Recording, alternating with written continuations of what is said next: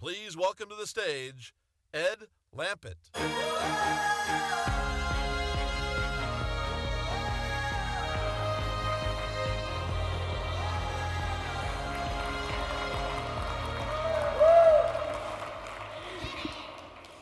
Good afternoon. There's no doubt that our next presenter was the best cold call I ever made. Back in 2011, we were tasked with starting a supply chain practice group. And obviously to do that, we needed a supply chain consultant. Frank McCafferty gave me their name, and I hadn't even heard of them. But from that first call that I made, I knew this was the group that we wanted to be working with. And I'm very proud today to be able to call them our partner. With us today is the undisputed thought leader in e-commerce, not only how it affects supply chain and real estate, but how it impacts business as well. There's no better evidence than the reaction that they've received from the two videos they've just recently put out, one called The Amazon Effect, and two, the Facing the Titans. And I thought it was really cool. In the earlier presentation, Mike Hurlis actually mentioned the Amazon effect. So you can see their impact is far-reaching. So it is my honor today to introduce to you my friend, Mr. Jim Tompkins.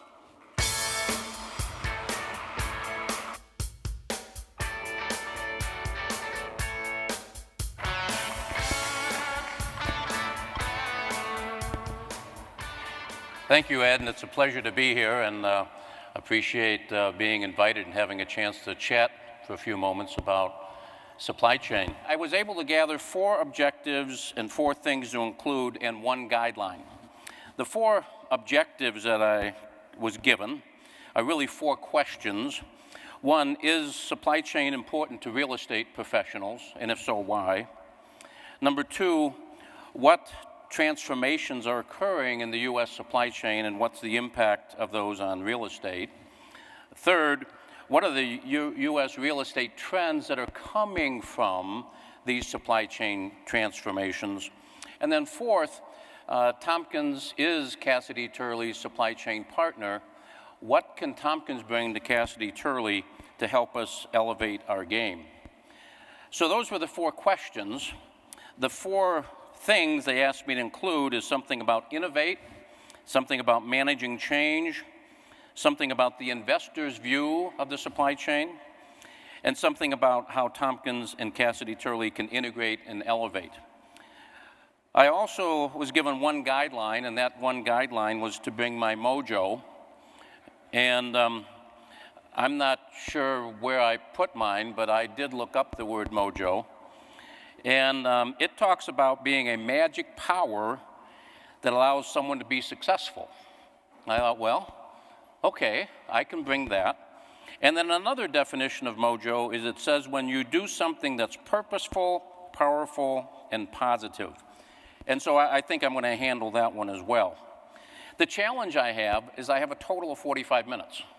And so as I look at the things that I want to accomplish, I am challenged, and so let me do the best I can with the time I have.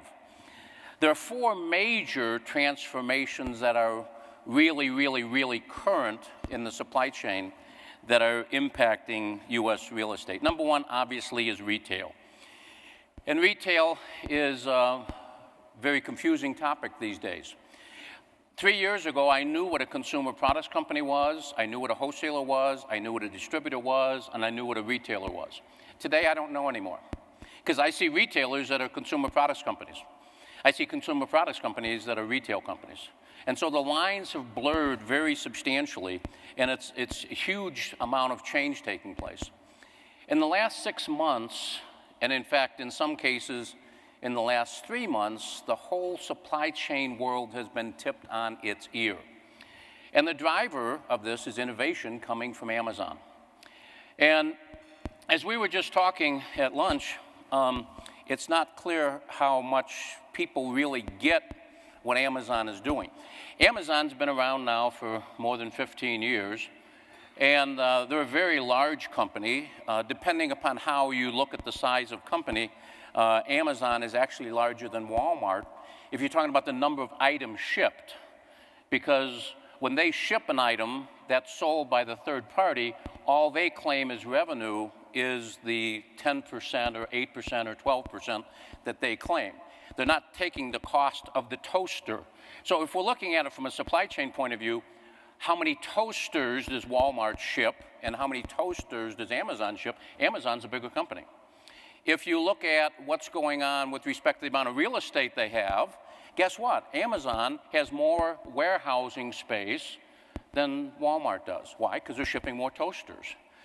If we look at what the business of Amazon, up until about 6 months ago, the answer to that question is Amazon's in the retail business and they're in the technology business.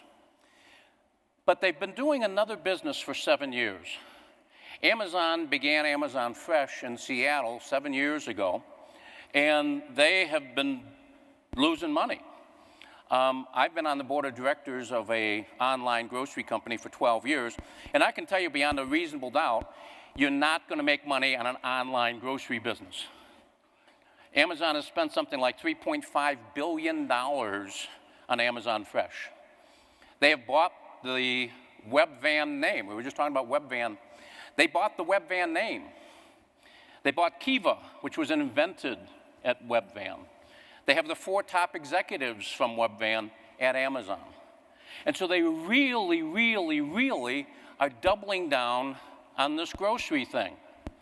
But Amazon's not in the grocery business. Yeah, they're in the retail business, but they're not in the grocery business. What business are they in? Amazon Fresh is in the transportation business. And being in the transportation business, what they want to do is visit every home in the top 40 metropolitan statistical areas, which is 51% of all Americans, 3 times a week. And they want to break even on the groceries they bring you. They don't want to make a penny. Because what they want to do is they want to then deliver to you your general merchandise for free. Same day, next day, delivery to the home, because the delivery truck to the house is going to be paid for by the grocery side of the house. If you study Sam Walton, you find out that Sam Walton got in the transportation business when? When he really got in the transportation business is when he went in the grocery business. I recently did a study. I was making a presentation at Walmart, and it was a Monday night. I was getting ready to figure out what I was going to say on Wednesday morning, and I looked at my MSN News, and up came the note at 7 o'clock at night, Ron Johnson was fired from JCPenney. I said, hallelujah, it's about time. Why did they wait so long? But he's gone. And so I threw away the talk I was going to give, and instead I gave a talk called Sam, Jeff, and Ron, what would they do? And I didn't use my words, I used their actual quotes. And if here was Sam, here was Jeff, and here was Ron. Ron didn't get it. Sam got it, and Jeff has studied Ron. Jeff has studied Sam. So Jeff really gets what Walmart was about. Today, 61% of Walmart's sales are groceries. All of their profit comes from general merchandise. Jeff wants that model. And so he's going into groceries now, and he has $13.9 billion of capital to spend on new distribution centers and leasing trucks so that he can go in the grocery business, but he's not in the grocery business, he's in the transportation business. And so we really got to grasp what Amazon has done. And this just really became public in late May when he announced Amazon Fresh Prime was coming to Southern California. When Bezos uses the name Prime, you pay attention because that's his magic. That is the magic of Amazon is Prime. And so when he said Amazon Fresh Prime, he said, hallelujah, now we understand what he's been doing in Seattle for the last 7 years. And now we can get where he's really, really, really going. Well, there's some smart retailers out there that kind of get that, and they're scared to death of Amazon. Probably the biggest fear comes from Walmart. Walmart has never been afraid of anyone in their life. Walmart is scared to death of Amazon because they see that they can beat them on price, they can beat them on selection, they can beat them on experience, and convenience depends upon your definition of convenience. If convenience is sitting at home and having it delivered to you, then Amazon wins. If convenience is going to Walmart, then that's convenient because it's quick. But now, Bezos is going to be able to deliver the same day, next day. And if you can deliver same day, next day, you've got the convenience factor. And so now you got price, selection, convenience, and experience. You got it all. So Walmart gets this and they're saying, oh my goodness, what are we going to do? So what did Walmart do? Walmart has put the pedal to the metal. What Walmart has said, what we're going to do is we're going to turn our stores into an asset. And our stores being an asset, what we're going to be doing is store fulfillment. Now, not the stupid stuff that Macy's is doing. Macy's is totally broken, will never work, can't work, except for Save a Sale. It's the dumbest store fulfillment exercise I've ever seen. But what we have with Walmart, Walmart has a store within 5 miles of 67% of all America. Walmart delivers to every store every night. And so if you have your order in by 6 at night, they can pick it in the warehouse and deliver it to the store for you to pick up tomorrow afternoon. And so click and collect is what Walmart is turning on its ear. And this is going to allow them to match Amazon with the selection because they're going to be able to do the stocked items as well as the endless aisle, the non-stock items. And so they can get their item count up. And if you get your item count up, you deliver it to the store for free. Why? Because the truck's already going there anyway for the distribution product. And so we have distribution centers going to carry the store merchandise, and we have fulfillment centers going to fulfill the consumer's product. And so what we have going on in retail is huge. It's absolutely huge, and it's transforming the way retail is done. It's transforming the way consumer products is done. It's transforming the way distribution is done. It's transforming the way wholesale is done. And so it's a huge, huge, huge, big, big, big deal, and it's important. One other interesting point with respect to the dog food comment. Wags.com, you may know, is owned by Walmart. Wags.com only has 14,000 SKUs under the category dog food. Okay, if you look at the whole category of dog, you get over 1 million items. So 14,000 SKUs. Apple has 26,000 SKUs. So you say, Apple has more SKUs. Well, but how about if we look at cat food on Wags.com, cat food has 46,000 SKUs. And if you look at fish food, you have 62,000 SKUs. A business more than twice as complex than Apple. So we got to understand how these things fit together and what the relative positioning is. The second major transformation is something that I wrote a book about 10 years ago, but the book I wrote was aspirational because we didn't have cloud computing then, and so it couldn't be done. But what a demand-driven value network is it's when you are pulling product from the cash register back to the warehouse, back to the manufacturer, back to the raw material. And the entire supply chain is pulling to synchronize supply and demand.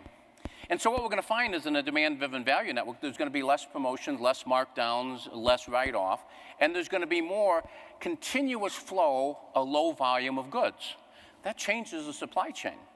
We're going to have more cross-stock operations. We're going to have more facilities closer to the consumer. And so this is going to change the way business is done. And so supply chain, while very major, based on demand-driven value network. We have transportation as a major transformation occurring. We have macro change and we have micro change. Macro change has something to do with the whole global view. The Panama Canal is a big deal.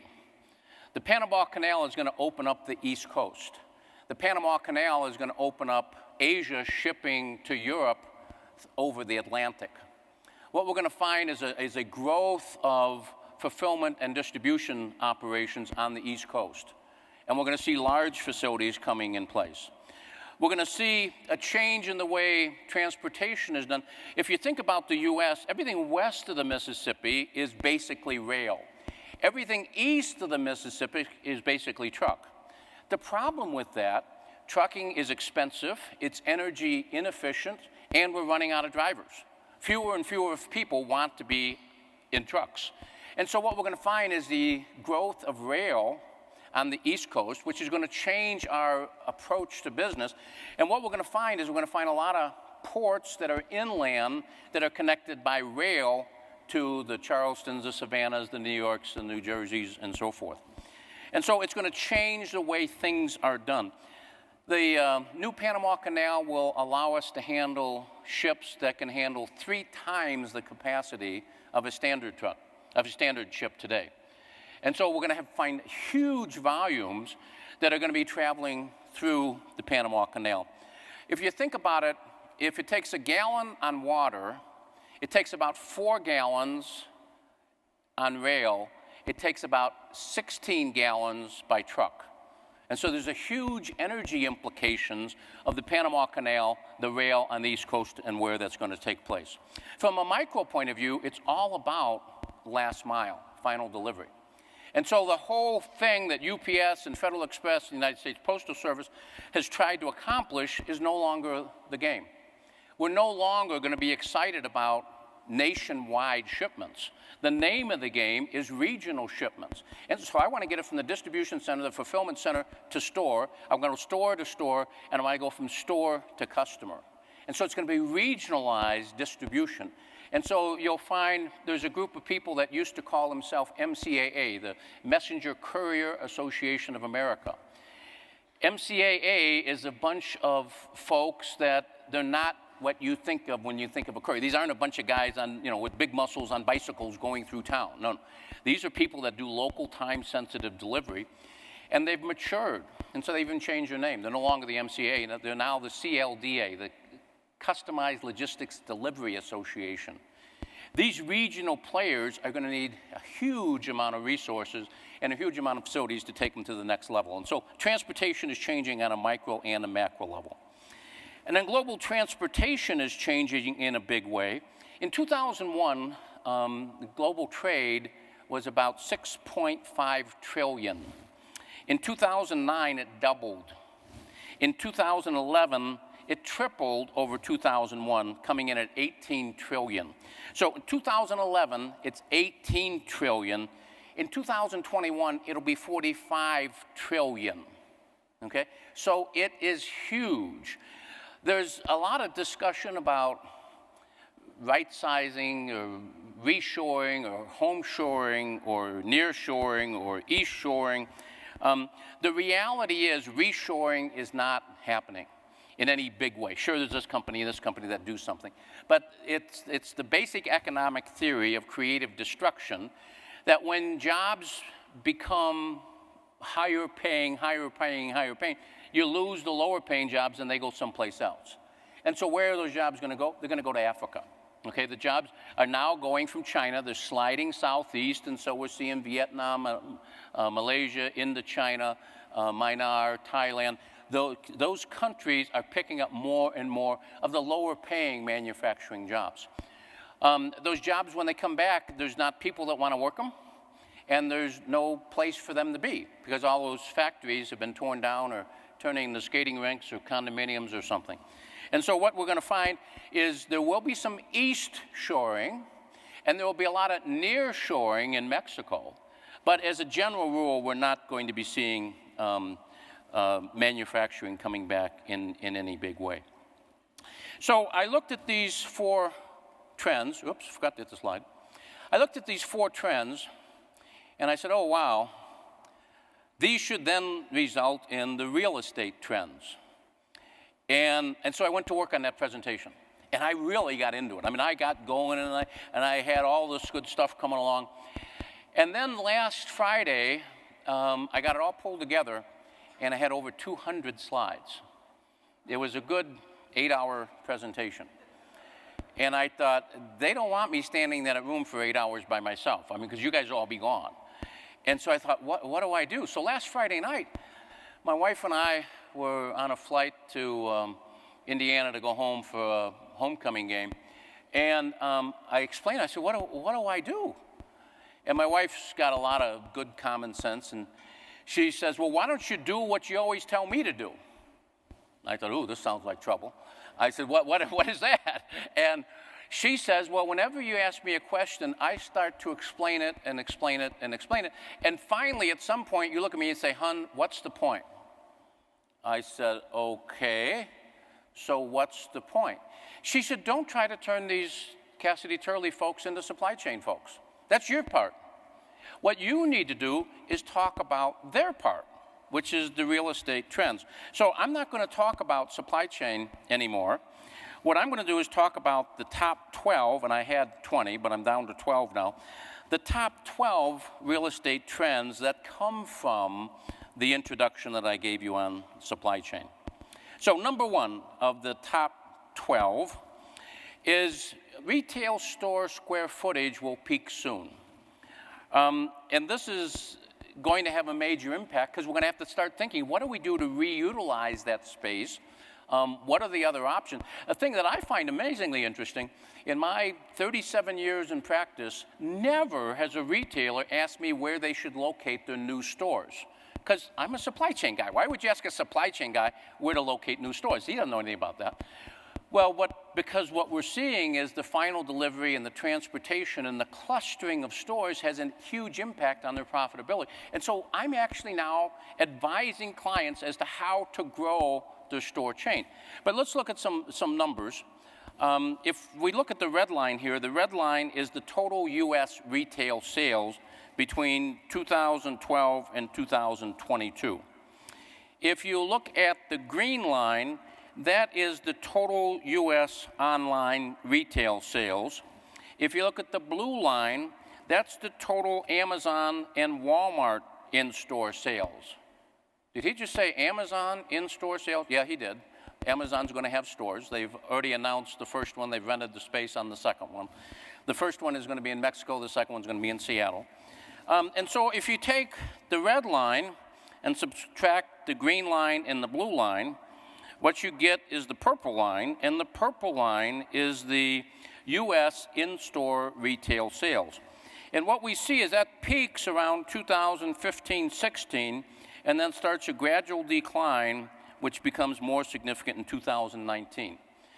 And so U.S. retail store square feet is going to shrink. That's a fact, and so we need to figure out how are we going to address that. How do we repurpose that space, and what impact does that have on all the investor projects of more retail space going up? Topic 2 has to do with the retail store click and collect is going to substantially grow. What we're going to find is the Walmart model, where you buy online and have delivered to store, is going to substantially grow. And we're seeing that take place, a lot of folks trying to get ready for 2013 holiday. And so there's going to be more and more and more click and collect. And what we're going to find, although there's some folks that are talking about stores getting smaller, there will be some stores that are getting smaller, but those stores will hold very little inventory and will more or less be a pickup location. And so we're going to find those to be, you know, the Walmart express stores. Right now, Walmart is within 5 miles of 67% of the American population. By the time they put their Walmart Express in play, they'll be within 5 miles of 72% of all Americans. And so they're going to be working on how do we get that next 5%, and that'll be from the express stores. And so what we'll find is that'll get them delivery into different locations. Now, the thing we got to kind of keep in mind, and I think most of you know this, but New York City is not in Wyoming, okay? Now you say, what does that mean? Well, the people in New York City have different customer expectation than the people in Wyoming. The people in Wyoming know they live in Wyoming. And so they don't need same-day delivery. They don't need next-day delivery. If you give people in Wyoming 2-day delivery, they think it's marvelous. And so what we need to do is we need to understand the demographics. The top 100 metropolitan statistical areas in America is about 66% of the population. And so what we're going to find is there's the top 40 metropolitan statistical areas, the next 60, and then the rest of the U.S. And we're going to have different supply chains with different requirements, and click and collect is going to evolve in those environments in a different way. Store replenishment is going to be more frequent. And that's going to be because of the click and collect. It's going to be because we're going to have less inventory in the store and we need to replenish more rapidly. And so what that's going to say is we're going to have a different volume. You're going to have greater selectivity in the store but less depth. And so we need to have a supply chain that is going to be able to respond to that. We're going to have more emphasis, as I mentioned earlier, on inland ports, on free trade zones, and on rail. And so this will allow us to support the delivery from the port to the inland port and then be closer to the customer. And so if we're looking at the top inland ports, here's the ones that I believe are going to survive, the top 24, if you will. Interestingly, 11 of these inland ports are in the center of the country. 7 are east and 6 are west. And so we're seeing is a huge shift to the east because more people live in the east, and that's how it should be. But for the last 10 years, the center of the United States has been where? Los Angeles. Why? Because everything comes from Asia. Okay, and so the center of the U.S. has been Los Angeles. The center of the United States going forward is going to be something like Louisville, Kentucky, based on population and product flows. And so we need to get that and understand that and build that into our thought process. Number 5, from the point of view of the big trends, there's going to be much more near-shoring from Mexico. And also there's going to be much more flow into the Port of Prince Rupert up in Canada. Port of Prince Rupert is 68 hours closer to Shanghai than Los Angeles is. And so what we're going to find is a lot of products coming into Port of Prince Rupert, and then it's going to be railed down to Chicago. And the rail from Port of Prince Rupert to Chicago is extremely efficient. And then obviously Chicago is the center of rail going west or east. And so there's going to be a lot of activity coming across that boundary. There's going to be more large distribution centers, especially on the East Coast. Now, we can talk about large distribution centers, and folks want to talk about Amazon. Well, Amazon is certainly the big pole in the tent, but they're not the only player here. We're finding that 300,000, 400,000, 500,000, 600,000 square foot facilities with 36-foot clear is becoming more and more and more predominant. And so this is going to continue to take place. And where we're going to see the big flow there is going to be Atlanta, New Jersey, central Pennsylvania. And that's going to be in addition to what we're already seeing in the supercenters, Chicago, Dallas, and Southern California. Number 7, the greater the population density, the greater the number of logistics facilities. And this has to do with speed. You know, 5 years ago, we used to talk about price, quality, and speed. Today, we're talking about speed, quality, and price. It's turned upside down. Speed is really, really, really, really key. Now, someone says, well, what will a customer pay for same-day delivery? Bad question. The answer to that is clear. The customer won't pay anything. The customer is not willing to pay for same-day delivery. A better question is, if we offer same-day delivery, will the customer like it? And the answer to that is yes. And so what we're seeing is there's a huge change in the way we do network design. So network design was traditionally done by looking at the real estate costs, the incentives, the inventory, the transportation, the operating cost, and the energy cost, and designing a network that minimized cost. That was the objective, is to minimize cost. The problem with that thought process is it doesn't take into consideration a fact that demand for your product is dependent upon service. The demand for a product is dependent upon service. The assumption we've always made is that demand is independent of service. And so the way everyone did a network design is they said, okay, tell me how much you're going to sell in San Francisco, tell me how much you're going to sell in LA, tell me how much you're going to sell in Seattle, give me 3-digit zip codes, we'll go through and minimize the cost, and we'll come to a conclusion as to what the network should look like. But that's wrong. Because the question, what will you sell in San Francisco, the answer to that is it depends. It depends. If you have same-day service, you can sell $1 million a week in San Francisco. If you have next day service, you can sell 975,000 a week. If you have second day service, you'll say 900,000. If you have 3-day service, you'll say 800,000. If you have 4-day service, you'll sell 500,000. And if you have 5-day service or worse, you probably won't sell anything. And so what we find is location, location, location brings revenue. So we're not talking about minimizing cost, we're talking about maximizing profit. And so this is one of the key areas that we partner with Cassidy Turley, is in really understand what the real estate incentives and the tax implications are of different locations, so that we then can help the client design their network based on maximizing their profit.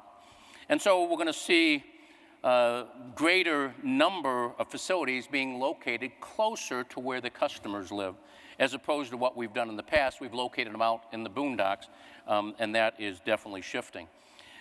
I mentioned this curve. This curve looks at the population percentage of the U.S. based upon the top metropolitan statistical areas. And so what we see is the top 40 is 50% of all America. And so the top 40 metropolitan statistical area is 50% of America. Guess what Amazon Fresh Prime's goal is?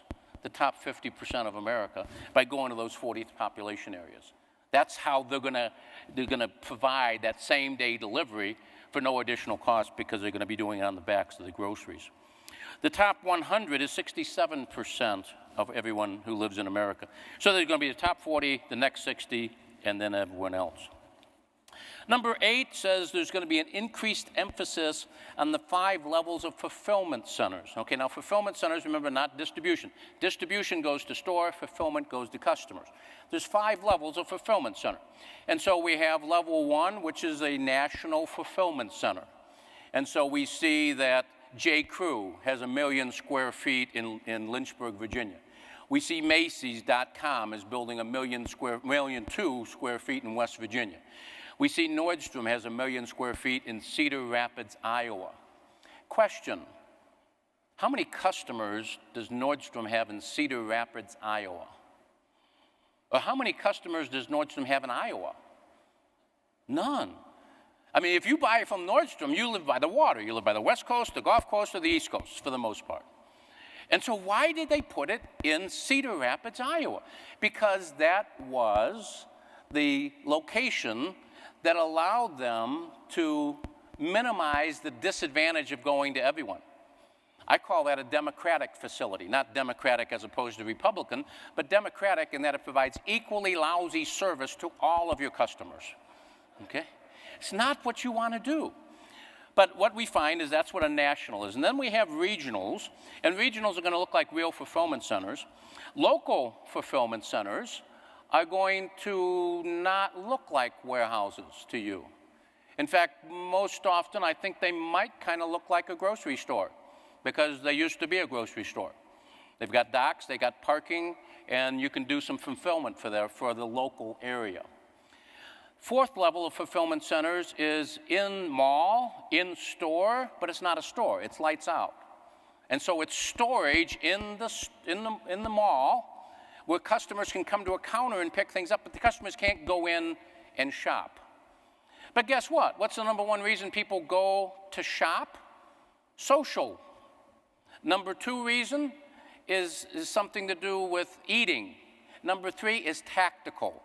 They want to touch, they want to smell, they want to feel, they want to try on, okay? But that's only 54%.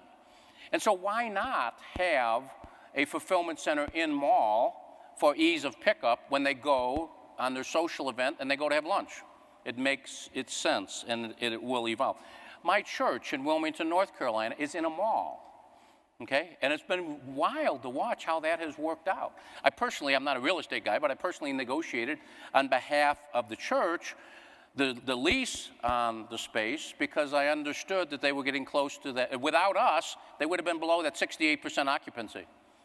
And so they were able to count us in their occupancy so they didn't hit that cliff they get on with the rental rates. I think we'll also find that there's going to be more more fulfillment centers that are being done by 3PLs, or logistics service providers, for pure online providers. So pure online are not going to be able to match Amazon's clout, and so they're going to have to outsource the 3PL to a 3PL. And also for small omni-channel, they can't afford that. And so they're going to go to a centralized service provider. Number 10 is an interesting one, in that we're going to see kind of going back to the future. Look back 10, 15 years ago, a retailer had a distribution center. And someone came up with the idea, let's sell something online. So they decided to sell something online. So what they did is in the distribution center, they put in the corner a little fulfillment center. And then that little fulfillment center got busier and busier and busier and busier. And finally, they said, we can't handle this volume. And so somewhere around 3%, 4% of total sales, they outsourced the fulfillment center. And so now you had distribution centers that you own, basically, and outsourced your fulfillment center. But they didn't have a feel for how rapidly the fulfillment centers were going to grow, and so what they did is they wouldn't tell the 3PL what the future requirements are, therefore the 3PL didn't automate, therefore it cost too much, and therefore about 4 years ago, when it got up to 6, 7, 8% of total sales, they went out and built their own fulfillment centers.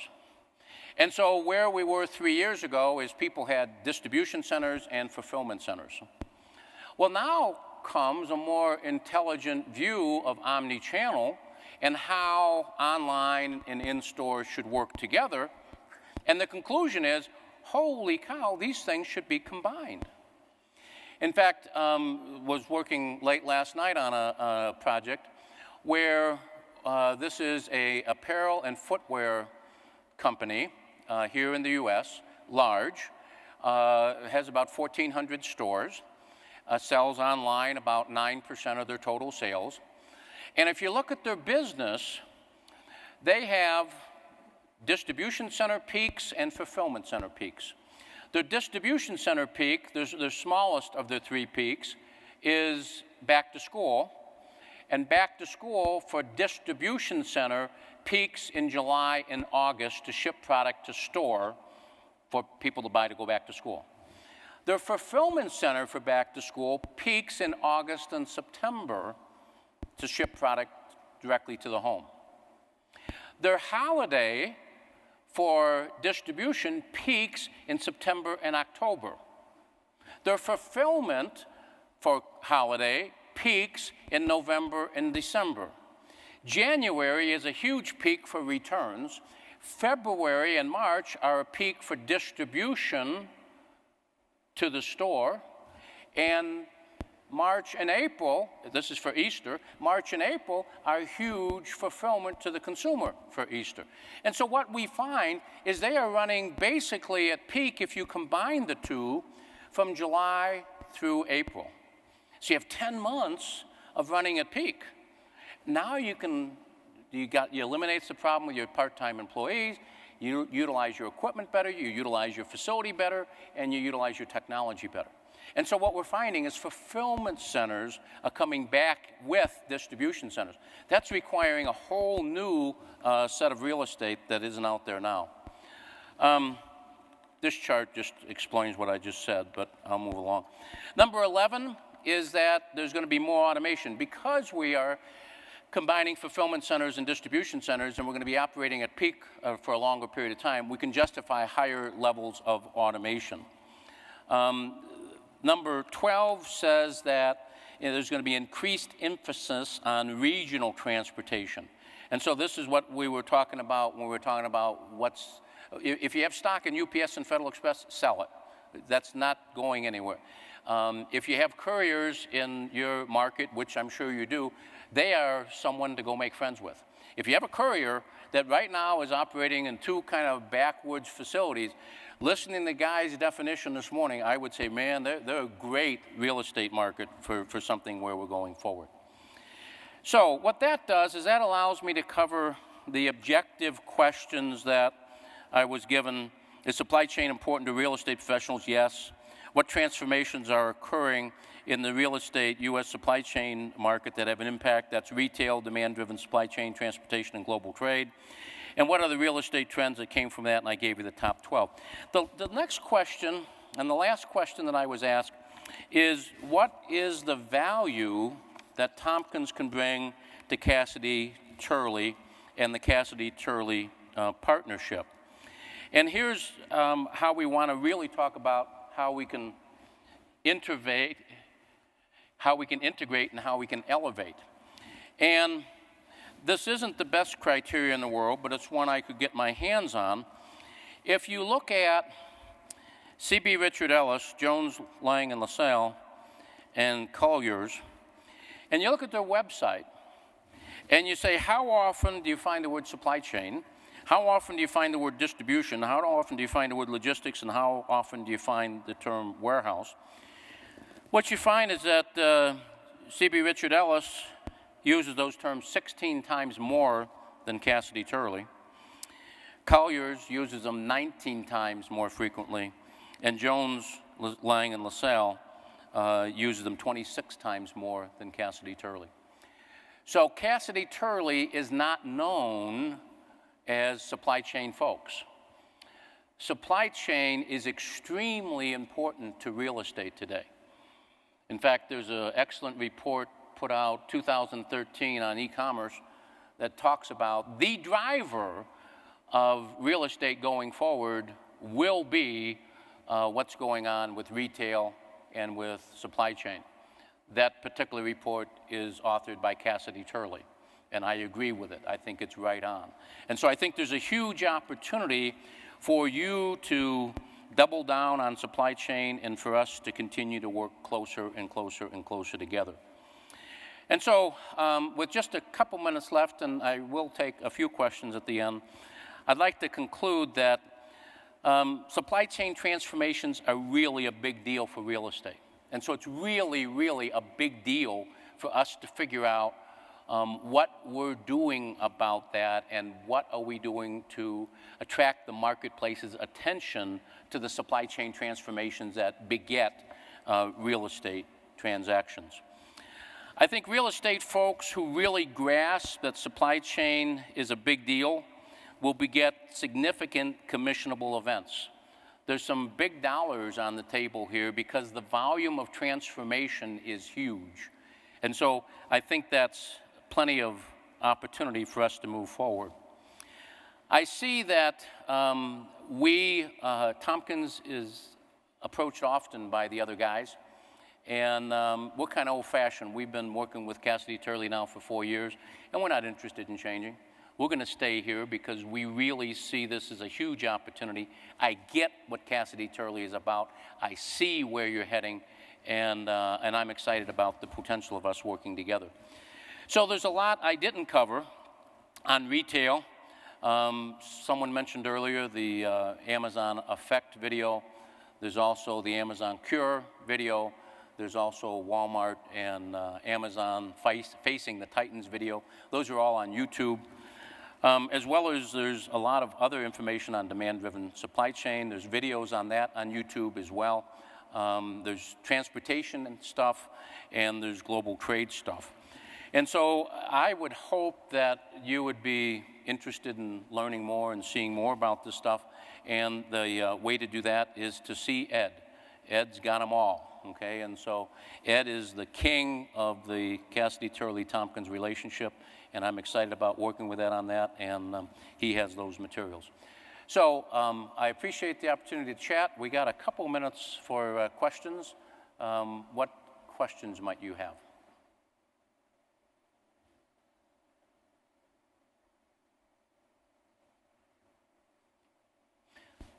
There's one over here.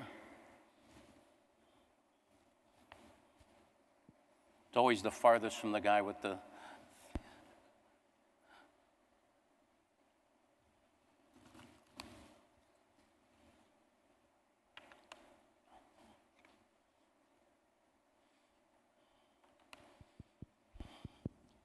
So a quick question. How do you see the hybridization and sort of the new technology rollout, what we've seen with Tesla, impacting the final mile and the overall supply chain network? Well, I think the technology is huge because what we're going to find is a lot of these independent couriers aren't going to be able to afford their own technology. So Shuttle, the most successful technology company in the courier space in the UK, has now landed. They're delivering their first packages next week, actually. They're finishing the debug this week. There are 4 or 5 other software providers that are doing their thing. Google understands it. eBay understands it.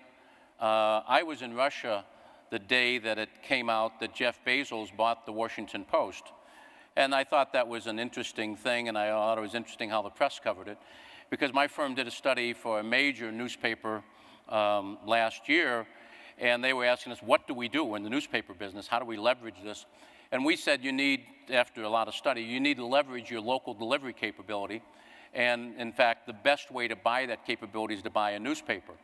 So when Bezos bought the Washington Post, and they're all talking about publishing and so forth, you know, they don't get it. He bought a delivery company that, by the way, does some newspapers, although not too many anymore, on the side.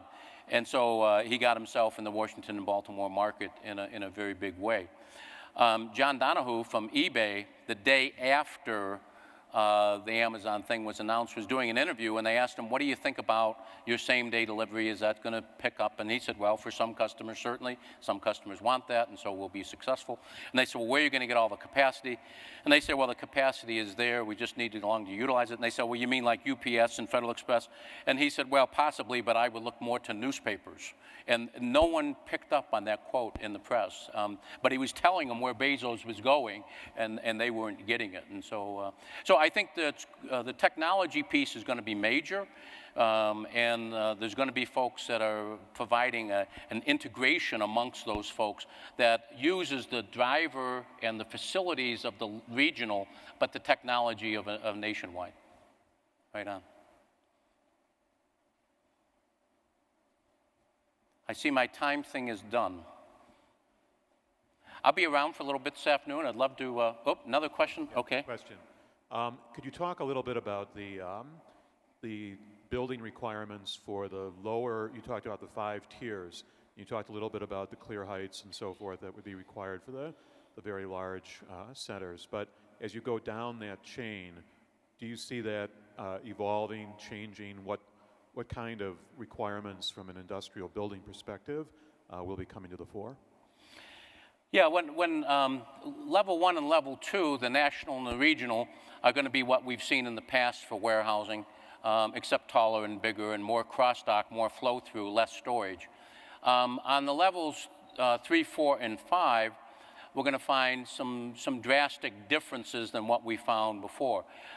3, 4, and 5, which is what I call the grocery store, is the model, the in-mall, but not a store, and then the store itself. What we're going to find there is very non-traditional, and it's going to be repurposing facilities. And so the folks that really understand what are the facilities that are vacant, that are available, they don't have any, we're not going to be putting in automation. They're going to have a low volume of inventory. The inventory is basically going to be brought in the night before. We're going to be doing the combining. This one and this one and this one goes to Mr. Jones, and this one goes to Mrs. Smith. And so it's going to be more of a pick and pack type of operation as opposed to conveyors and automation and so forth. And so what it's going to, its biggest presence that it's going to provide is it's going to be close to the folks that want delivery, but it's going to be an inexpensive space where there is labor that is willing to work for low dollars. So you're going to find them in the abandoned grocery stores.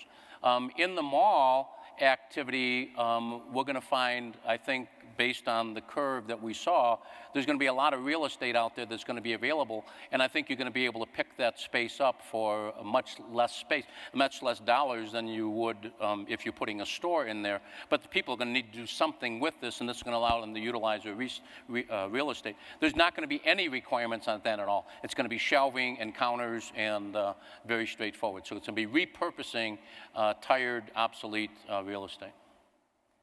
Good. Pleasure spending time with you. Thank you very much.